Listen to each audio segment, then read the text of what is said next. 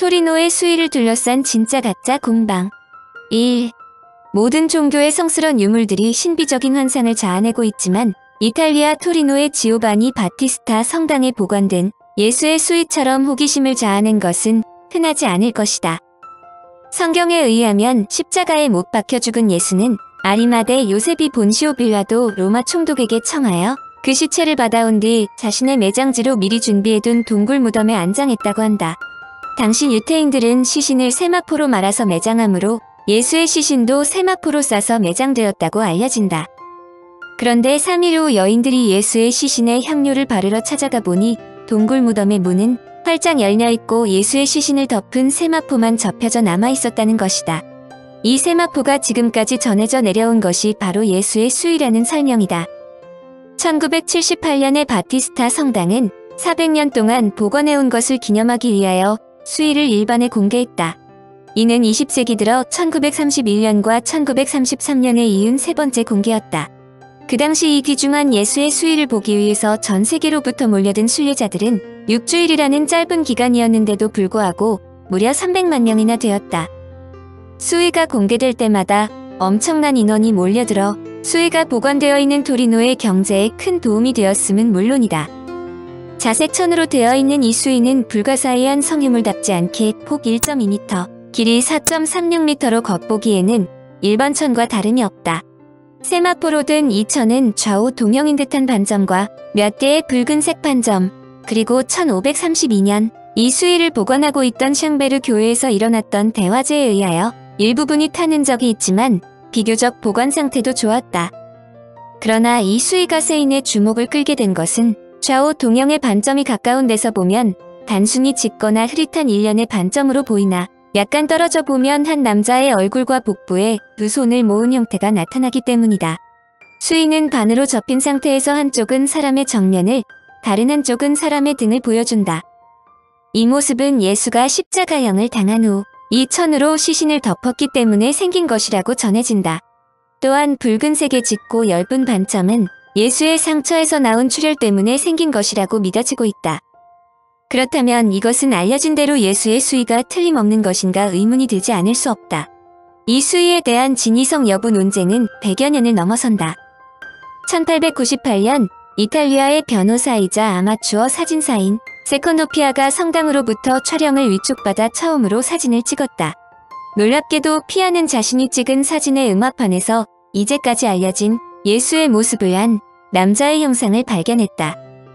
그가 본 것은 사진의 네거티브 원판으로 포지티브 즉 양화는 아니었다. 수위의 상 그 자체가 사진의 네거티브이므로 그것을 되돌리면 포지티브를 얻을 수 있다는 뜻이다. 유물이 진짜라면 피아는 예수의 사진을 본 것이다. 피아의 발표가 얼마나 큰 파장을 갖고 왔는지는 이야기하지 않아도 알 수 있을 것이다. 당시 수위는 사보이 공즉 옴베르토 1세의 소유인데 그는 수위가 틀림없는 진짜라고 믿었다. 사진사가 사진의 네거티브를 위조한다는 것은 생각할 수 없는 일이기 때문이다. 이 놀랄만한 발견은 곧바로 전 세계에 타전되었으며 수위를 참배하려는 순례자들이 줄을 이었다. 수위의 인형 발견. 피아의 발견은 신앙계는 물론 과학자들 사이에서도 논란거리가 되었다. 피아의 발견 자체를 부정하는 측은 피아의 사진 조작이나 혹은 속임수라고 일축하였다. 반면에 일부 종교계에서는 수위의 인형이야말로 예수 부활의 기적을 보여주는 증거라고 흥분하였다. 이 논쟁은 몇십 년 동안 끊임없이 계속되었으나 직업사진사인 쥐세페 엘리가 1938년에 찍은 사진 역시 동일한 결과를 보여줌으로써 비로소 피아의 사진에 대한 시비는 종지부를 찍는다. 여하튼 부검 전문가 카메론 교수는 사진을 판독한 결과 머리가 벗겨지고 코 수염과 이마에 혈흔이 보이며 팔뚝에 계단 모양, 얼룩에 상처가 있는 것을 볼 때 사진의 남자는 예수와 동일한 방법, 즉 십자가 처형된 사람의 것이라고 결론을 내렸다. 이 수위는 1357년경 조프푸아 드 샤르네가 프랑스 파리에서 남동쪽으로 100마일가량 떨어진 마을 리레의 조그마한 교회를 건립한 후 일반에게 공개하면서 처음으로 세상에 알려졌다. 다시 말해 14세기 이전까지 이 수위는 유럽에 전혀 알려지지 않았었다. 수위에는 갈색의 사람 모양이 희미하게 나타나 있는데 정확하게 말하면 두 개의 상이다. 하나는 정면상이고 또 하나는 배면상 같았다. 시체를 수위의 절반에 눕히고 위에 절반을 접어서 시체를 덮었기 때문이다. 그리고 이유는 분명하지 않지만 그 인간상응 현상이 잘 안 된 사진처럼 수위에 찍혀 있었다. 수위가 알려진 대로 예수의 수위라면 중요성과 파괴력은 말할 필요가 없다. 소문이 퍼지면서 리레의 성당에는 신자들이 몰려들었고 헌금함에는 돈이 산처럼 쌓였다. 그 후 수위의 소유자가 바뀌어 1532년 샹베르 성당에 보관되어 있던 중에 화재에 의하여 수위의 일부가 불타는 순환도 겪었다.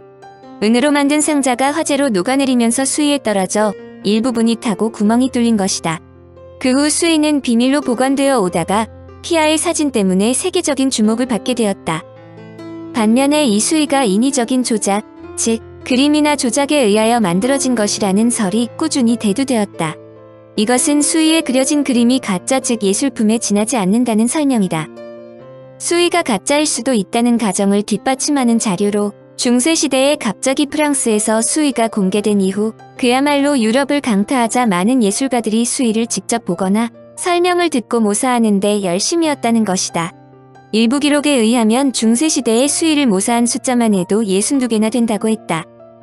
이런 숫자를 제외하더라도 중세시대의 예수의 수위라고 알려진 것이 최소한 43개가 있었다는 기록도 제시되었다. 이들 중 모두 파손 또는 분실되었지만 이 토리노의 수위만은 아직까지 보존되어 오고 있는데 그건 역시 그 진위가 의문시 된다는 것이다. 중세시대의 수유에도 예수와 관련된 성유물이 많이 나돌았다. 예수가 처형되었다고 알려진 십자가를 비롯해 예수의 손과 발에 박혔던 못, 예수의 머리에 씌워진 가시면류관, 예수의 옆구리 부분을 찔렀던 로마 군병의 창으로 알려지는 롱기누스의 창 등이 모두 성유물로 받들어졌다. 중세시대 사람들은 거의 모두 글자를 읽거나 쓰지 못했으므로 이런 무지몽매한 대중들에게 믿음의 확신을 심어주기 위한 가장 좋은 방편이 바로 기적을 일으킬 수 있다고 여긴 성유물이었다. 따라서 대형 교회들의 경우 이런 성유물을 한두 가지 보관하고 있지 않으면 정통성을 인정받지 못할 정도로 경쟁적으로 성유물을 내세웠다. 자연히 가짜 성유물이 많이 나돌 수밖에 없었는데 특히 예수의 수위가 가장 많이 나돌았다. 이런 내용을 접한 미국의 작가 마크 트웨이는 독설가로 유명한데 그는 예수가 못 박혔다고 전해지는 십자가를 모두 모으면 배 한 척을 만들 수 있을 것이라고 비꼬았다. 심지어는 전천후 천재로 알려진 레오나르도 다빈치가 자신의 얼굴을 모델로 그렸다는 설명도 있을 정도이다. 물론 이 주장은 곧바로 폐기되었다. 레오나르도 다빈치는 1452년에 태어났는데 수위가 유럽에 처음 나타난 것은 1357년이기 때문이다. 반면에 수위가 진짜라고 믿는 사람들은 프랑스에서 수위가 처음 모습을 드러내기 전부터 그에 대한 역사 기록이 존재한다고 주장한다. 4세기경 에데사의 왕 아브가리 다데오 사도가 건네준 예수의 얼굴이 그려진 천을 받고서 나병이 나았다고 기록된 시리아의 사본이 바로 그것이다. 에데사는 현재 터키의 동남부 우르파 지역에 있었던 고대 왕국이다. 이후 수위는 도난 방지를 위해 만딜리온이라 불렸다. 만딜리온은 그리스어로 수건이란 의미인데 그렇게 부른 것은 다른 사람의 눈을 속이기 위해서였다고 한다. 하지만 에데사의 대형 홍수가 일어나 수위는 다시 모습을 드러냈고 그 후 동로마 제국의 수도였던 콘스탄티노플 즉 현재의 터키 이스탄불로 옮겨졌다. 그러다 베네치아 공화국이 동로마 제국을 침공한 제4차 십자군 전쟁 때 한 기사에 의해 약탈당해 프랑스로 넘어왔다는 것이다. 다소 엉뚱한 일이지만 이 수위를 아돌프 히틀러가 탐냈다는 것도 진본이라는 데 힘을 실어주었다. 수위가 토리노에 정착한 이후 수위는 토리노를 벗어난 적이 없었는데 딱 한 번 나폴리 외곽으로 옮겨진 적이 있다. 바로 제2차 세계대전 중인 1939년으로서 캄파니아 지방의 베네딕트 수도원에 보관되다가 전쟁이 끝난 후인 1946년 토리노로 되돌아왔다. 이처럼 수위가 비밀리에 옮겨진 것은 아돌프 히틀러가 수위를 훔치려 했기 때문이었다. 전쟁 전인 1938년 히틀러가 이탈리아를 방문했을 때 그의 보좌관들이 집요하게 수위에 대해 캐묻는 것을 보고 교황청에서 전쟁이 나자마자 몰래 수위를 빼돌렸다는 것이다. 수위가 가짜였다면 히틀러가 그렇게도 관심을 보였겠느냐이다. 예수의 형상과 같은 사람의 모습을 보이고 있는 이 수위가 정말로 예수를 덮었던 수위일까? 만약에 수위가 진짜라면 반점 및 인형이 어떻게 하여 수위에 나타날 수 있을까? 토리노의 수위에 대한 구구한 억측만이 한간을 떠돌아다녔다. 일이 이렇게 된 데에는 토리노 성당에게도 책임이 있었다. 그들은 세계 각지의 조사 의뢰에도 불구하고 기껏해야 몇 장의 사진을 찍거나 극히 단편적으로 조사하는 것만 마지못하여 허락했었기 때문이다. 그러나 수위의 진위에 대한 의혹이 점점 거세지자 1978년 10월 토리노 성당은 수위에 대한 본격적인 과학적 조사를 허가했다. 곧 미국 과학자 및 기술자를 비롯한 20여 명의 전문가가 토리노의 수의 연구 프로젝트라고 불리는 대규모 실사 계획에 투입되었다. 이들은 72개의 화물상자에 실려온 최첨단 장비를 이용하여 5일간 집중 조사를 실시한 후 어떤 논평도 없이 미국으로 돌아갔다. 조사에 참여했던 미국의 과학자 몇 명은 이탈리아에 도착하기 전에 그들이 조사할 수위의 진위 여부는 조직적이고 정교한 과학적 조사에 의해 단시일 내에 전모가 밝혀질 것이라고 장담했다. 그들은 수위가 가짜라고 예상했다. 그러나 곧바로 연구 결과가 발표될 것이라는 예상과는 달리 미국의 과학자들은 계속 침묵을 지켰다. 연구팀에 참가했던 베리 슈워츠 박사도 수위를 직접 보고 다소 충격을 받았다고 발표했다. 그는 수위가 생각보다 부드럽고 얇았으며 보관 상태가 매우 좋았는데 수위를 보자마자 그림이 아니라는 것을 파악했다고 주장했다. 그의 부연 설명에다 발표가 계속 지연되자 수위에 대한 의혹은 점점 커졌고 대세는 수위가 진짜라는 쪽으로 흘러가기 시작했다. 특히 비공식적이기는 하지만 일부 조사자들이 수위가 그 어떤 설명할 수 없는 방사능 노출에 의해 그을리면서 생긴 것이라는 발표도 있었다. STURP가 비록 공식적으로 수위의 형상이 기적에 의해 새겨진 것이라는 결론을 내린 것은 아니지만 시신에서 방사능이 방출되었다면 그야말로 기적이라고 해도 과언이 아니다.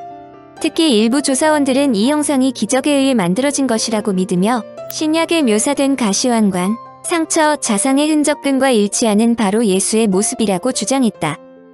더욱 놀라운 것은 수위에 묻은 혈흔을 유전자 검사한 결과 보통 사람이라면 46개여야 할 예수의 염색체가 23개고 혈액형은 AB형이라는 주장도 나왔을 정도다. 인간이라면 모두 부모로부터 23개씩 물려받아 46개여야 하지만 예수는 동정녀 마리아로부터 태어났으므로 절반밖에 없다는 것이다. 지구의 생명계에 실제로 단성생식을 하는 생물들이 있는 것은 사실이지만 세대가 지날 때마다 염색체가 절반으로 줄어드는 것은 아니다. 매우 의도적인 내용이라는 설명이지만 일부 종교학자들은 충분한 내용이라며 만족해하고 있었다. 드디어 1981년 10월 3년간의 작업 끝에 미국의 코네티컷에서 전 세계에서 모여든 보도진들 앞에서 토리노 성당에 대한 연구조사 결과가 발표되었다.